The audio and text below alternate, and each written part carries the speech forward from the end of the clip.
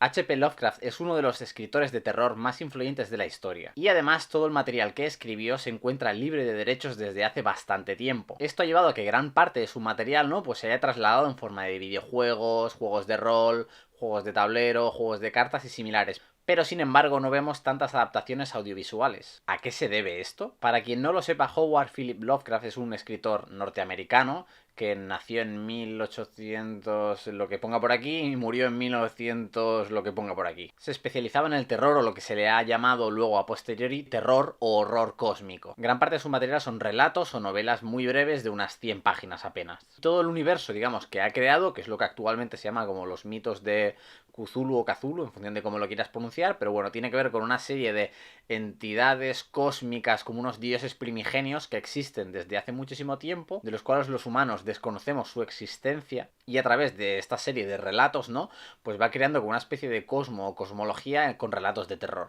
A nivel estético, lo que es la influencia es muy clara, ¿no? En el relato La llamada de Cthulhu, ¿no?, pues se habla sobre la criatura Cthulhu, que es un dios primigenio que duerme bajo el mar en un letargo, ¿no?, esperando a ser despertado y causar el apocalipsis. Las influencias estéticas, ¿no?, pues son más que obvias. O sea, toda criatura en los últimos años del cine y similares que tenga tentáculos o similares, ¿no?, se suele hablar de que tiene una inspiración Lovecraftiana. Y es que la influencia de Lovecraft, ¿no?, pues obviamente es muy fuerte dentro del cine. Pero siempre hablamos de eso, de influencia, teniendo en cuenta que su material, o sea, tal cual, podría ser trasladado. O sea, cualquiera que esté viendo este vídeo puede hacer una adaptación sobre el material de Lovecraft y ganar dinero por ello, que es legal. ¿Por qué los estudios no se han puesto a ello? Y es que tiene que ver debido a varias particularidades con el material de Lovecraft. Más allá de proyectos muy famosos como El color que vino del espacio, que se ha estrenado recientemente, protagonizada por Nicolas Cage, y no he visto, no sé hasta qué punto es fiel o no es fiel al relato, o la frustrada adaptación de la novela En las montañas de la locura que Guillermo del Toro quiso hacer en largometraje y no consiguió que ningún estudio le financiara un proyecto tan ambicioso, ha habido películas o similares de más o menos relativamente bajo presupuesto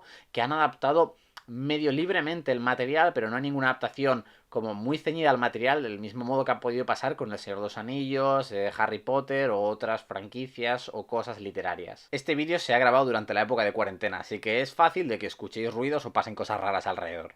La primera y no por ello menos importante de las razones es que H.P. Lovecraft era extremadamente racista, machista y clasista. Y esto es algo que se aprecia mucho en su obra. El trato que reciben personajes racializados de su ficción es el de poco menos que de simios primitivos que acechan mientras trabajan en el puerto. La inmensa mayoría, por no decir que todos, los personajes protagonistas de sus relatos suelen ser varones, blancos y de clase tirando alta como el propio autor. Entiendo que esto en pleno siglo XXI pues sea un hándicap de cara a adaptar este material base, pero no es un problema insalvable, ya que como hemos visto por ejemplo en la compañía de juegos Fantasy Flight Games, en los cuales han hecho juegos como Arkham Horror, Las Mansiones de las Locuras y similares, pues sus protagonistas tienen una gran variedad acorde a los tiempos que corren. Lo cual nos lleva al segundo motivo, que tiene que ver más con la esencia de lo que es el material de Lovecraft. Y es que sus relatos y sus historias dramáticamente son poco interesantes. Los personajes son personajes como anodinos, o sea, son más bien avatares del lector, ¿no?, que van pasando por una serie de escenarios descubriendo cosas que han pasado. Por lo general no tienen ningún arco de personaje. Sí que es verdad que la gran mayoría acaban locos, ¿no?, debido al haber descubierto estas grandes verdades sobre el mundo, pero eso no es un arco de personaje. Y dramáticamente, pues no suceden tampoco una gran cantidad de cosas, porque es muy inherente a lo que es el horror cósmico. O sea, el horror cósmico, ¿no? La definición de horror cósmico no tiene que ver con darte cuenta de que en el fondo eres un peón en el universo, que todas tus acciones no tienen sentido, ya que hay una serie de poderes superiores que controlan todo lo que sucede y tú no eres nada, o sea, eres un grano de arena en la playa. Partiendo de esa premisa, tus protagonistas no van a poder hacer una gran cantidad de acciones o repercutir en el mundo más allá de retrasar, ¿no?, el apocalipsis inminente. Luego el tipo de historias también, o sea, son muy literarias en el sentido de que lo más importante suele suceder en el interior de los protagonistas y no está exteriorizado. O sea, tiene que ver con ellos recibiendo una información y quedándose anonadados, en plan, ¿cómo puede ser esto? Muchos de sus relatos, no, pues tiene que ver con enterarse de cosas pasadas. O sea, la novela En las montañas de la locura tiene que ver con una expedición en la Antártida de una gente que estando allí en la Antártida pues descubre una serie de cosas, o sea, tiene que ver sobre algo ya pasado y es simplemente pues personajes recibiendo información. Y tercero, sí, Aprovecho el silencio para recogerte la pesa. vale. Y me voy. Saluda a Oscar por si lo incluyen en el vídeo. No me esfuerces, niño. Vale, hay una tercera parte que debido a la intromisión pues se me olvidó grabarla con la cámara, así que bueno, la grabo a posteriori con el micrófono y lo más seguro es que pues la intercale o con imágenes de cosas de Lovecraft o no, o si se me va la pinza pues a lo mejor pongo vídeos de nutrias, vete a saber.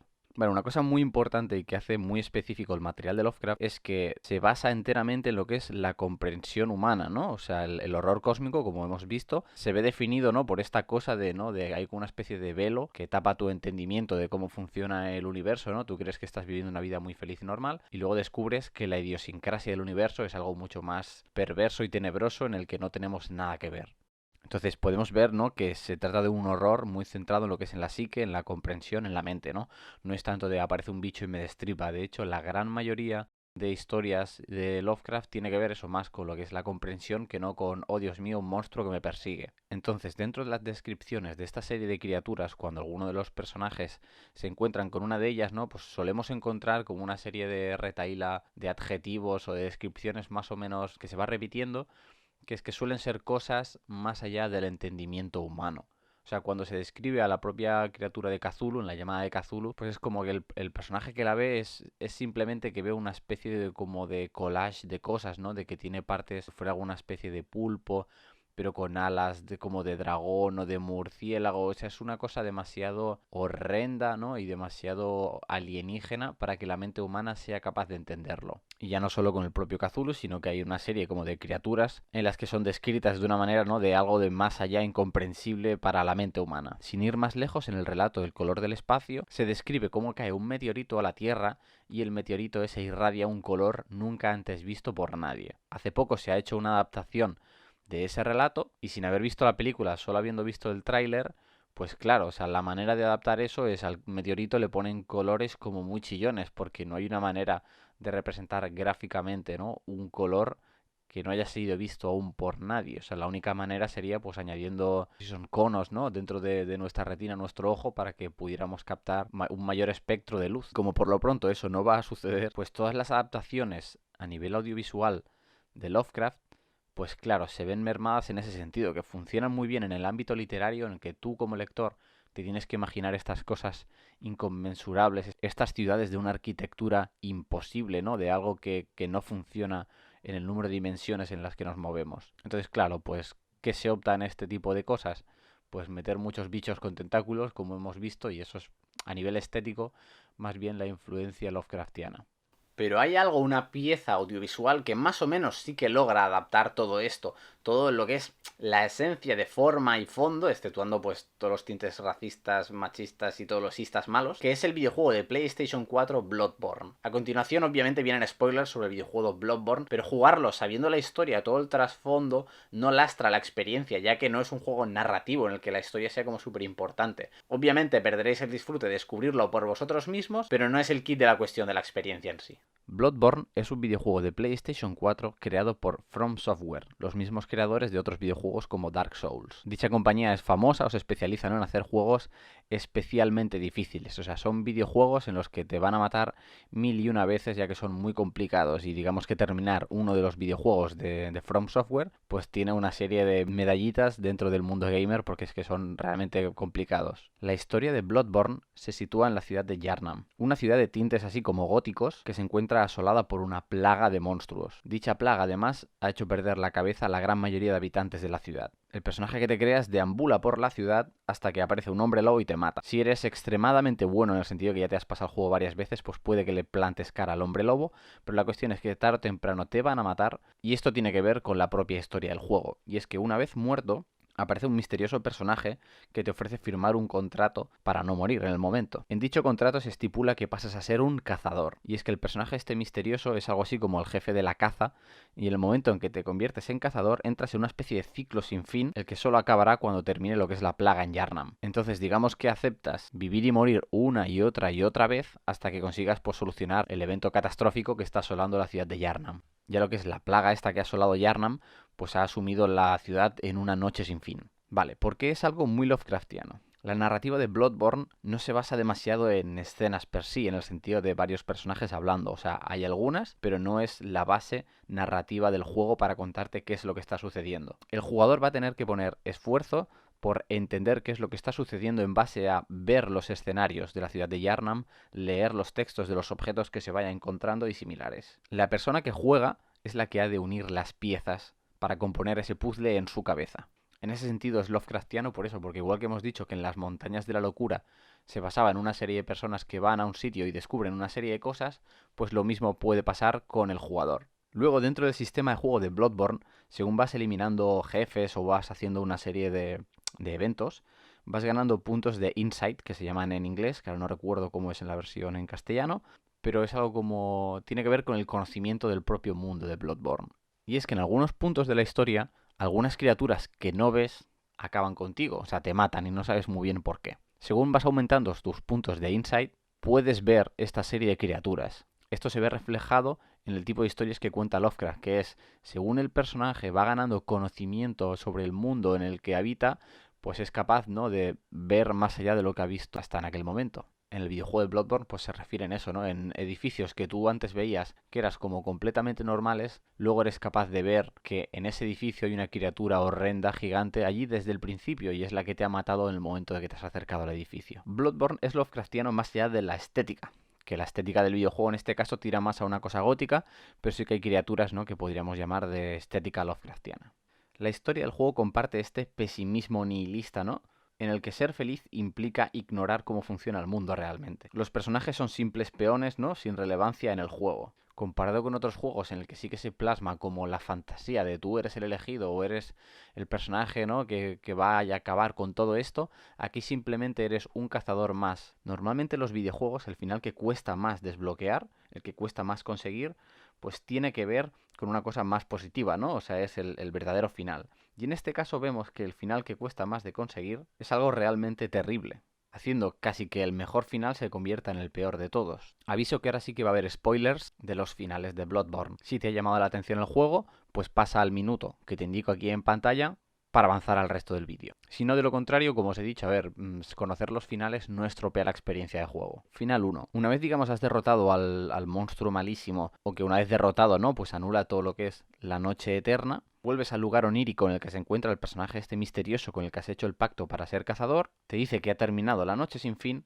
y te ofrece matarte para que reaparezcas en el mundo normal. Una vez reaparezcas en el mundo normal, no recordarás nada de todo lo sucedido, o sea, de tu papel como cazador ni de la noche sin fin. Si aceptamos su oferta, pues efectivamente es lo que pasa.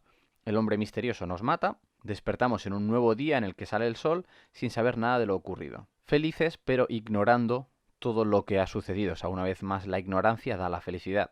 Pero tiene un precio a pagar, que es que no conoces realmente cómo funciona el mundo. O sea, las pocas posibilidades que tenías de afectar lo que sucede a tu alrededor implica ser completamente ignorante y seguir siendo pues un peón en los designios de entidades superiores. El segundo final es, una vez el hombre misterioso, ¿no?, pues nos ofrece matarnos, es negarnos a ello. Si nos negamos a que acabe con nuestra vida, tenemos que enfrentarnos a él, convirtiéndose él en el jefe final del juego. Una vez acabas con su vida, aparece una deidad monstruosa que te convierte en el siguiente jefe de los cazadores, vinculándote de por vida a un ciclo sin fin de carnicerías, ya que la caza es algo periódico, es algo que ya ha sucedido y que va a volver a suceder. Esta vez tú ocupando ese puesto y solo lo abandonarás hasta que otro cazador acabe con tu vida, del mismo modo que tú has acabado con la vida del hombre misterioso. Y el tercer final, y considerado entre comillas como final verdadero, al que para llegar has de hacer una serie de complicadas cuestiones que no entraremos aquí, pero es realmente complicado de llegar hasta ahí, sería exactamente como el final 2, es decir, acabamos con la vida del hombre misterioso,